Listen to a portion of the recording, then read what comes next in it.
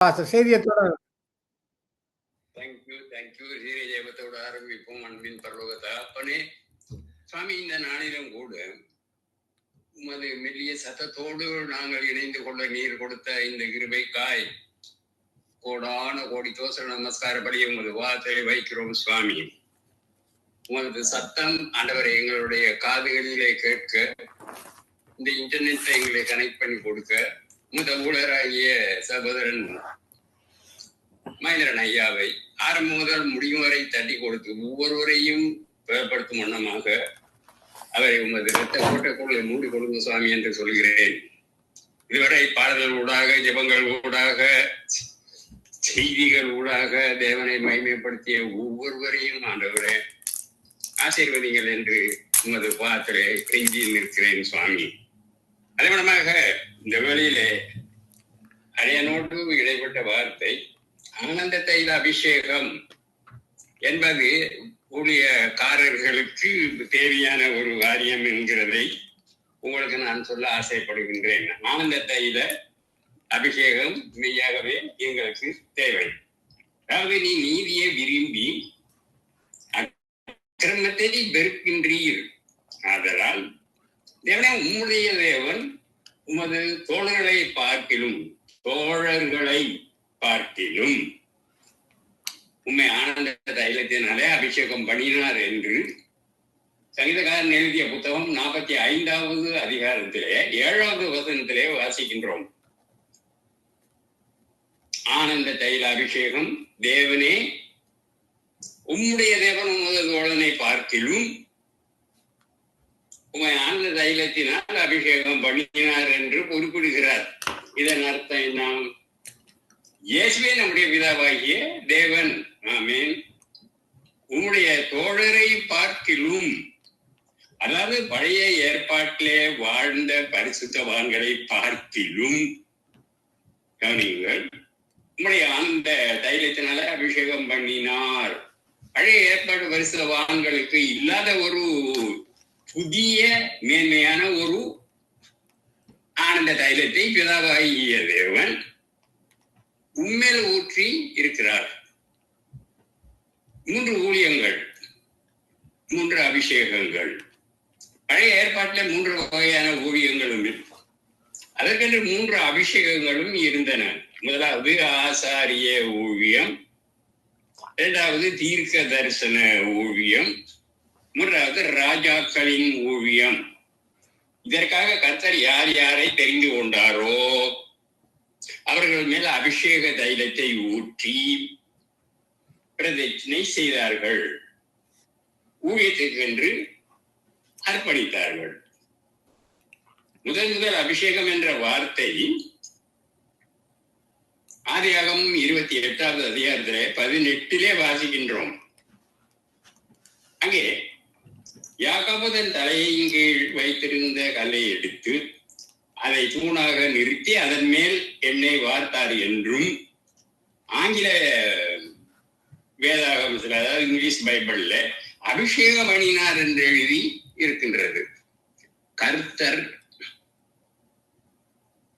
கூட அதை நினைவுபடுத்தி, நீ தூணுக்கு அபிஷேகம் செய்தது எனக்கு ஒரு பொருத்தனையாக பண்ணின பெத்தேலிலே உனக்கு தரிசனமான தேவன் நானே என்று சொல்லுகிறதை ஆதியாகமம் 31வது அதிகாரத்திலே 13வது வசனத்திலே நாங்கள் வாசிக்கின்றோம். இங்கே அபிஷேகம் என்கின்ற வார்த்தை எண்ணெயை வார்த்தலை மட்டுமல்ல, கர்த்தருக்கென்றதை துணை பிரதிஷ்டை செய்ததை, கர்த்தருடைய பொருளாக ஒப்புவிப்பதையும், அதாவது செட்டப்பாட்டு பிரித்தலையும் அது அங்கே குறிக்கின்றது. தெரிந்து கொள்ளப்பட்ட தேவனுடைய ஊழியக்காரர்கள் தேவனுடைய பணியை தேவ பலத்தோடும் தேவ தத்துவத்தோடும் தேவ ஞானத்தோடும் செய்ய வேண்டும். அவர் கொடுக்கிற வல்லமையே அவர்கள் தங்களது சொந்த ஞானத்தினாலேயோ சொந்த புத்தியினாலேயோ யுக்தியினாலேயோ தேவ ஊழியத்தை செய்ய முடியவே முடியாது. அன்பானவர்களே, தேவனுடைய சத்துவத்தோடும் வல்லமையோடும் பலத்தோடும் தான் இந்த ஊழியத்தை எங்களால் செய்ய முடியும். விசேஷமாக பரிசுத்த ஆவியானவருடைய ஒத்தாசையோடு இந்த ஊழியத்தை செய்ய வேண்டும் என்று நான் பலமுறை உங்களுக்கு சொல்லி இருக்கின்றேன். இந்த அபிஷேகத்திலே காணப்படுகின்ற பகுதி ஒன்று, காணப்படாத பகுதி ஒன்று உண்டு. ஜனங்கள் முன்னிலையிலே தலையிலே எண்ணெயை வார்த்து அபிஷேகம் பண்ணுவது காணப்படுகின்ற பகுதி. அதே நேரம் மனுஷன் யாரும் காணாத நேரத்திலே பரிசுத்த ஆவியானவர் அன்று முதல் அவர்களுக்குள்ளே தங்கி இருந்து ஒருத்தரும் பார்க்க முடியாது. ஏவுதல் கொடுத்து அபிஷேகம் பண்ணின நோக்கத்தை நிறைவேற்ற சத்துவமும் பலனும் தந்தருளினார். இதுதான் மனதாட்சி. ஆசாரிய அபிஷேகம் அவர்களை ஆசாரிய ஊழியம் செய்வதற்கு தகுதியாக படுத்துகின்ற காரியம். அவர்கள் தேவனுக்கும் ஜனங்களுக்கு நடுவே நின்று ஜனங்களை பை செலுத்தும் ஜனங்களுக்காக மன்றாடினார்கள் என்றும், ஆலயத்தை ஆசிரிப்பு கூடாரத்திலே அவர்கள் பணிவிடை செய்து கர்த்தரை ஆராதித்தார்கள். அதுபோலவே தீர்க்கதரிசியான அபிஷேகத்தை பெற்றவர்கள் மேல் ஆவியானவர் தங்கி இருந்து ஜனங்களுக்கு கர்த்தருடைய வார்த்தையை கொண்டு வந்தார்கள். ஜனங்கள் நடக்க வேண்டிய வழிகளை போதித்தார்கள், ஜனங்களை எச்சரித்தார்கள், பக்தி விருத்தியை உண்டாக்கினார்கள். தீர்க்க தரிசனமானவன் கர்த்தருடைய வாய் என்று அழைக்கப்பட்டான். ராஜாக்களின் அபிஷேகம் பெற்றவர்களுக்கு 2 கடமைகள் இருந்தன. ஒன்று, தேசத்தை சமாதானமாக அரசாள வேண்டும். 2வது, எதிரிகளின் படையெடுப்பின் பொழுது தேவ ஜனங்கள் பாதுகாக்கும்படியாக யுத்தம் செய்து வெற்றி கொள்ள வேண்டும். புதிய ஏற்பாட்டின் அபிஷேகங்கள். பழைய ஏற்பாட்டில் 3 வகையான ஊழியங்கள் இருந்தது போல புதிய ஏற்பாட்டில் 5 வகையான ஊழியங்கள் இருக்கின்றன. அதாவது 1 அப்போஸ்தலர்கள் ஊழியம், 2வது தீர்க்க தரிசன ஊழியம், 3வது மேய்ப்பனின் ஊழியம், 4வது சுவிசேஷ ஊழியம், 5வது போதகர் ஊழியம். இதுல ஒவ்வொருவருக்கும் ஒவ்வொரு கடமை உண்டு. அன்பானவர்களுடைய பொறுப்புகள் உண்டு, கோத்திரங்கள் உண்டு. அவர்கள் எல்லாம் தேவனால் தெரிந்து கொள்ளப்பட்ட, வேறு பிரிக்கப்பட்ட, முத்திரையிடப்பட்டவர்கள் என்று சொல்ல வேண்டும். பழைய ஏற்பாட்டில் பரிசுத்தவான்கள் எல்லாம் கிறிஸ்துவின் தோழர்கள் என்கின்ற நிலையை அடைந்தார்கள். நாமோ கிறிஸ்துவின் மனவாட்டியாக அழைக்கப்பட்டு இருக்கின்றோம். கற்புள்ள கன்னியாகிய கிறிஸ்துவுக்காக நியமிக்கப்பட்டு இருக்கின்றோம். தலைத்திரை இல்லாதவர்களாக தேவ சமூகத்திலே நிற்கின்றது மட்டுமல்ல, கிறிஸ்துவுக்கு நற்கந்தகமாக வாசனை வீசுகின்ற பரிமள தைலமாக தேவன் நம்மை குறித்து இருக்கிறார். ஆமேன். ஆகவே இந்த ஆனந்த தைலத்துக்குள்ள சந்தோஷத்தையும் கர்த்தருக்கென்று களி கூறுதலையும் கொண்டு வருகிறது என்று, கர்த்தருக்குள் மகிழ்ச்சியாக இருப்பதே நம்முடைய பலன் சொல்றாரு. மகிழ்ச்சியாக இருங்கள், மறுபடியுமாய் நான் உங்களுக்கு சொல்லுகிறேன், மகிழ்ச்சியாக இருப்பதே நம்முடைய பலன். இதை நாங்கள் நெகேமியா 8வது அதிகாரத்துல 10வது வசனத்தை வாசிக்கின்றோம். இயேசு இந்த பூமிக்கு வந்த நோக்கம், இயேசு இந்த பூமிக்கு வந்த நோக்கம், இயேசு இந்த பூமிக்கு வந்த நோக்கங்களிலே ஒரு நோக்கம் நம்முடைய பிள்ளைகளை ஆனந்த தைலத்தினாலே அபிஷேகம் பண்ண வேண்டும் என்பதாகும் என்பதை எசாயா தீர்க்கதரிசியின் புத்தகம் 61வது அதிகாரத்திலே 3வது வசனத்திலே வாசிக்கின்றோம். இன்றைக்கு நீங்கள் தூரத்திலே மூழ்கி அல்லது துயரத்திலே மூழ்கி போனீர்களோ, மனவேதனையோடு இருக்கிறீர்களோ, கர்த்தரை நோக்கி பாருங்கள். அவர் உங்களை ஆனந்த தைரியத்தினாலே அபிஷேகம் பண்ணுவார்.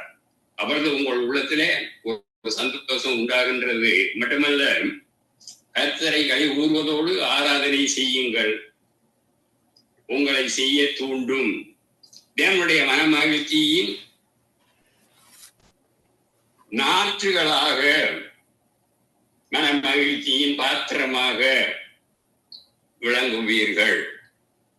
நமக்கு உண்மையான ஒரு சந்தோஷம் தேவை என்பதை கர்த்தர் அறிந்து இந்த ஆனந்த தைலத்தை நம் மேல் பார்க்கிறார். அப்பொழுது நம்முடைய கவலைகள் எல்லாம் மறந்து நம் பாரத்தை எல்லாம் கர்த்தர் மேல் வைத்து விட்டு அவர் சமூகத்தில் ஆனந்தத்தினால் நிரப்பப்படுகின்றோம், களி கூறுகின்றோம், அகமகிழ்கின்றோம், நடனமாடி கர்த்தரை துதிக்கின்றோம். பழைய ஏற்பாட்டிலே தாவீது மேல் இருந்த ஆனந்த தைல அபிஷேகம் இருந்ததாகவும், ஆகவே அவர் எண்ணற்ற சங்கீதங்களை இயற்றினார், கர்த்தரை பாடி பாடி துதித்து ஆராதித்தார். மட்டுமல்ல தேவ சமூகத்திலே நடனமாடி மகிழ்ந்தார். உம்முடைய சமூகத்திலே பரிபூர்ண ஆனந்தமும் உம்முடைய வலது பாதத்திலே நித்திய பேரின்பமும் உண்டு என்று சொல்லி கர்த்தரை துதித்ததை நாங்கள் காணலாம். சங்கீதம் 16:11 வாசித்து தியானியுங்கள். ஒரு நாள் தேவனுடைய உடன்படிக்கை பெட்டியை தாவீதுடைய நகரத்திற்கு கொண்டு வந்த பொழுது தாவீது தன் முழு பலத்தோடு நடனம் ஆடினார். தன் மேல் வஸ்திரம் கழண்டு போகிறதை கூட பொருள்படுத்தவில்லை. தன்னுடைய மனைவியாகிய மீகாலையும் அவளுடைய முறுமுறுப்பையும் அவர் பொருள்படுத்தவே இல்லை. என்னை இஸ்ரவேலராகிய கர்த்தருடைய ஜனத்தின் மேலும் தலைவனாக தெரிந்து கொண்ட கர்த்தரின் சமூகத்திற்கு முன்பாக ஆடி பாடினேன் என்றார் மன மகிழ்ச்சியோடு.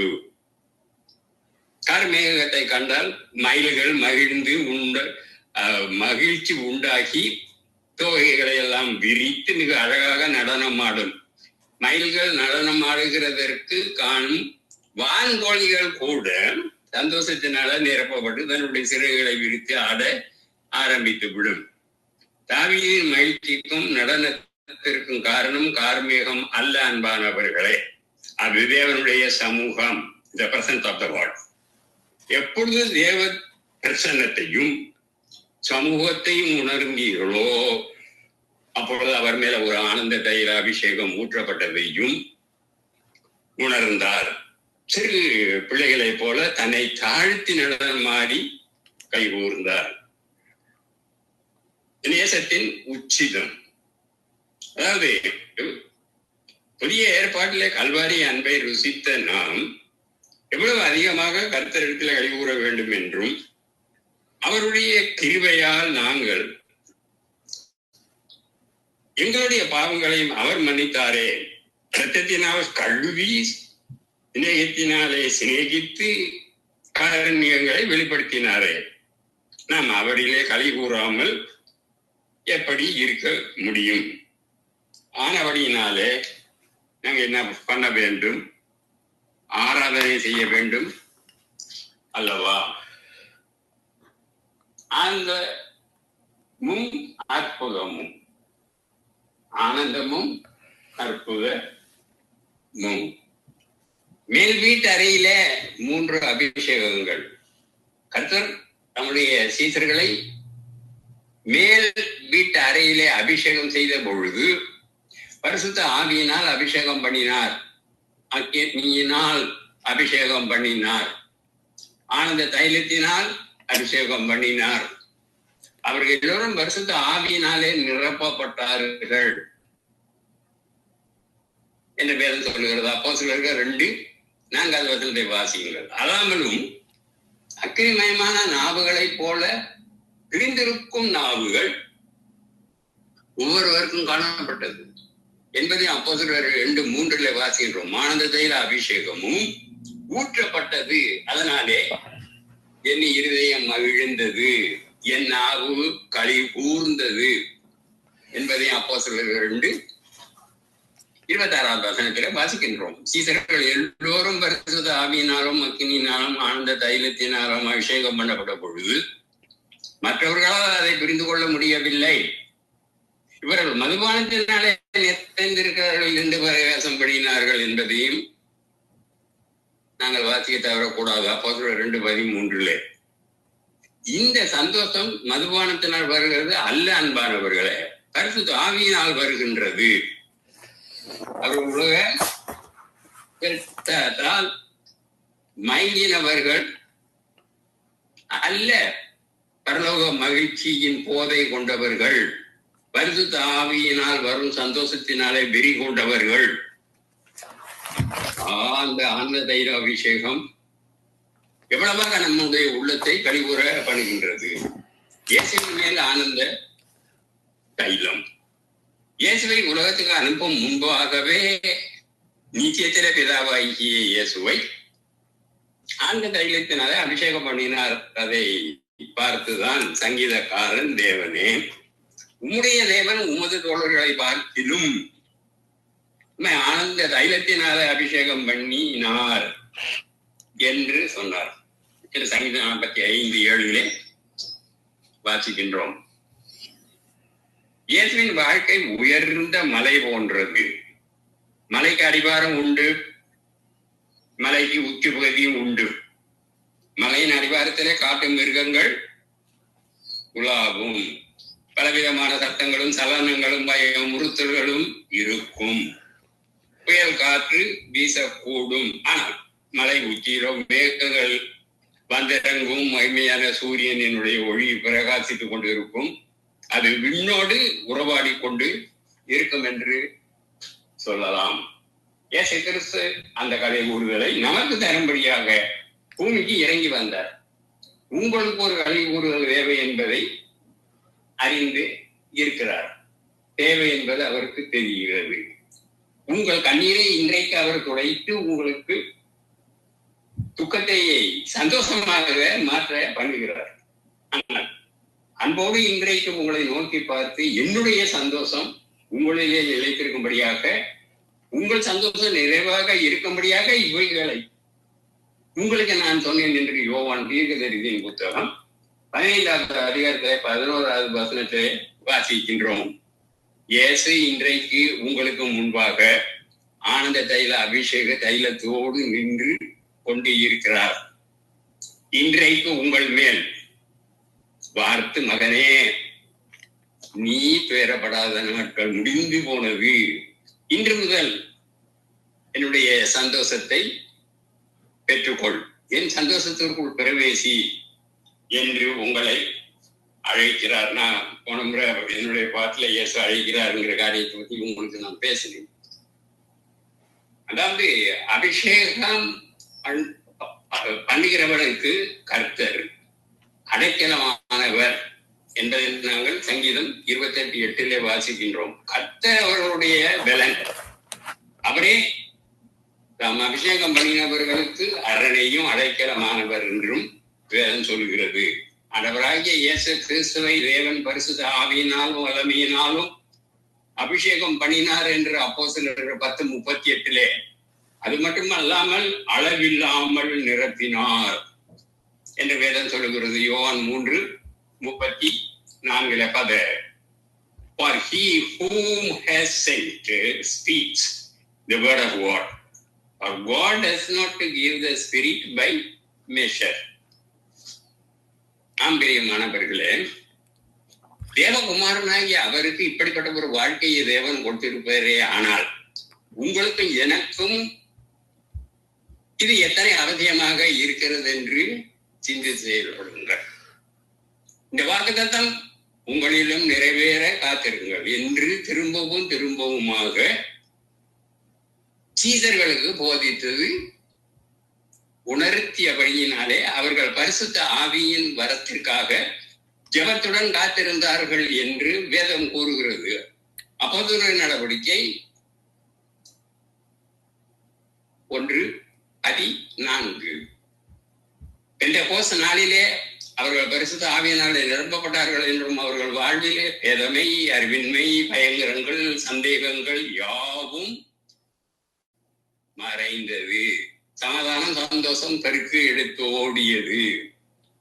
இன்றைய நாளிலும் கர்த்தர் யோவேல் 2:28 உரைத்தபடியே தம்முடைய அபிஷேகத்தை கேட்பவர் யாவருடைய வாழ்விலே ஊற்றிக்கொண்டே இருக்கிறார். நீங்களும் தாகத்தோடு எசாயா 44:3 சொல்கிறபடி எங்களையே நிரப்பி நாள் ஒழிய உண்மை நாங்கள் விடுவதில்லை என்று கர்த்தரை நோக்கி ஜெபியுங்கள், தெய்வீக அனுபவத்தை பெற்று எழும்புங்கள், பிரகாசியுங்கள் என்று சொல்லுகின்றேன் என்று சொல்லி என் செய்தியை முடித்து ஒரு சிறிய ஜெபத்தோடு முடிப்போம். அந்த தெய்வமே, தீர்க்க தரிசன அபிஷேகத்தினாலே சுவாமி எங்களை நிறைத்து அநேகருக்கு ஆசீர்வாதமாக எழும்பி பிரகாசிக்க எங்களுக்கு இந்த தெய்வீக நிறைவை தாரும். நாங்களும் உபயோகமுள்ள ஒரு கருவியாக வாழ இன்று முதல் சுவாமி எங்களுடைய கரங்களை பிடித்து நீர் வழி நடத்தும் பிதாவே ஆமென் என்று சொல்வதோடு மேலும் சங்கம வானொலியின் ஊடாக கேட்கும் வார்த்தைகளை பிடித்து கொண்டு அவர்களும் இழந்து இயேசு கிறிஸ்துவுக்காக பிரகாசிக்க அவர்களையும் பரிசுத்தமாக்கும்படியாக வேண்டி நிற்கின்றோம். ரட்சிக்கப்படாதவர்கள் ரட்சிக்கப்பட வேண்டும். நீரே அவர்களுக்கு அருள் வருகிறபடியினால் உமக்கு தோசரம் சொல்கிறோம் சுவாமி.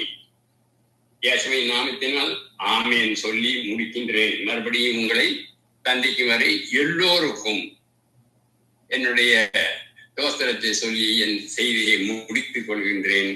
ஆமேன் ஆமேன் ஆமேன் ஆமேன் ஆமேன். இதுவரை நேரமும் செய்து கொடுத்த பாச ஞானப்பிராசம், கொழும்பு, ஸ்ரீலங்கா. சங்கீத 45:7, எஸ்ஐ 63 அநேக வசனம் ஆனந்த தைல அபிஷேகம் என்ற தலைப்பில் மிக ஆசுவம் வந்தது. கத்தர் அந்த ஊழியக்காரனை அவரதுமா ஆசிரியப்பாராக. ஆமேன்.